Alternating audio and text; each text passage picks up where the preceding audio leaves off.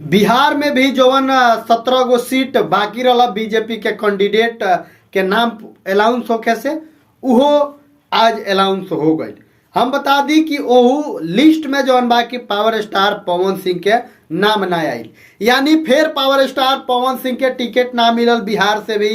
अब power star Pawan Singh आखिर चुनाव लड़ी हैं कि ना लड़ी हैं। अगर चुनाव लड़े के बाद तो उनका निर्दलीय लड़े के पड़ी, आ ना तो पवन सिंह के कोनो अपडेट नहीं है बुझात, ना कोनो अपडेट समझ में आवता। जितना पवन सिंह के फैंस लो बालो सारा लोग परेशान बा कि आखिर पवन सिंह चुनाव लड़ी हैं कि ना लड़ी हैं। पवन सिंह के होली गीत भी ना आयल चुनाव के चक्कर में। तो पावर स्टार पवन सिंह पर कोनो प्रकार के बात नहीं खन कहत, चुप्पी सधले बड़े, ना कोनो अपडेट आवता पवन सिंह जी के तरफ से। तो भाई हम वीडियो में बनल रही एक एक बात पर बात कल जाई। हम बात करे वाला बानी कि पावर स्टार पवन सिंह के अब बिहार से टिकट ना मिली तो कन्फर्म हो गई। ऐसे कन्फर्म हो गई कि 17 गो आज जवन अनाउंस भइल, काहे कि 17 गो सीट पर से बिहार में लोकसभा चुनाव जवन बा कि बीजेपी लड़ता, ओई में पावर स्टार पवन सिंह के नाम फिर ना पुकराइल। हम बता दी कि पावर स्टार पवन सिंह यही के आस में रहा है जे कम से कम इस 17 को जो लिस्ट आई 17 आदमी के, ओइमे कम से कम हमार नाम होई। लेकिन पवन सिंह के नाम एहू में ना लिया ना पुकराइल। आज तक जौन चैनल बा पर हमनी के पूरा देखनी है सर। लेकिन बात करे वाला बानी कि आखिर पावर स्टार पवन सिंह के जब चुनाव लड़े के बा तो ना क्षेत्र में घूमत रहे, ना जहाँ से चुनाव लड़े के बहु जी के अनाउंसमेंट करते रहे जे हिजा से चुनाव लड़े। आ चुनाव अब बहुत नजदीक बा, आना होली के गीत आयल। आप बात करी निर्दलीय चुनाव लड़े वाला कैंडिडेट के, तो नवादा से जौन बा कि ई लड़ी है गुंजन सिंह। तो गुंजन सिंह तो अनाउंसमेंट कर दिल बड़े हमरा नवादा से अगर टिकट मिली तबो आ ना मिली तबो हमें निर्दलीय भी लड़े।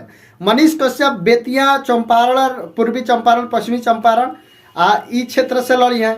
तो ई अपन अनाउंस कर दिल बड़े, अपन जाके क्षेत्र में मेहनत भी करत रहे। लेकिन आखिर पवन सिंह का कौना रेथी में बाड़े जे ना कोनो अनाउंस करते रहे चुनाव लड़े के बाद कि नहीं लड़े के, ना उनका टिकट मिलल, ना उनकर होली गीत आयल। फैंस पूरा परेशान बाड़े। तो कम से कम हम पवन सिंह जी से कहम जे लाइव आके इस पर विचार करे के चाहिए, बात करे के चाहिए, चाहे मीडिया के द्वारा इंटरव्यू में भी बात करे के चाहिए। ऐसे करे के चाहिए कि भाई फैंस पूरा बेचैन बाड़े, होली के गाना तना आयल, अब काल भर दिन बा, अब होली के गीत अबो ना करी। बात जहाँ तक करी चुनाव के, तो कौना क्षेत्र से चुनाव लड़ब इहो कोनो कन्फर्म नहीं है।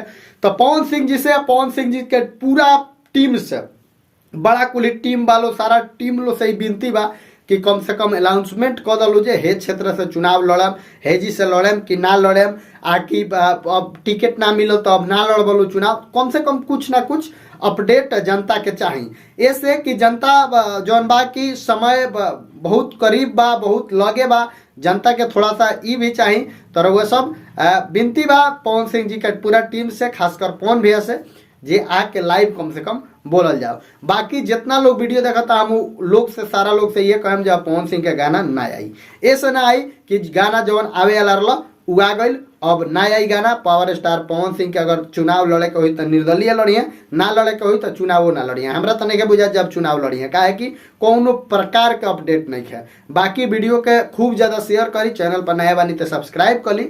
मिलता है अगला वीडियो में, तब तक खातिर नमस्कार।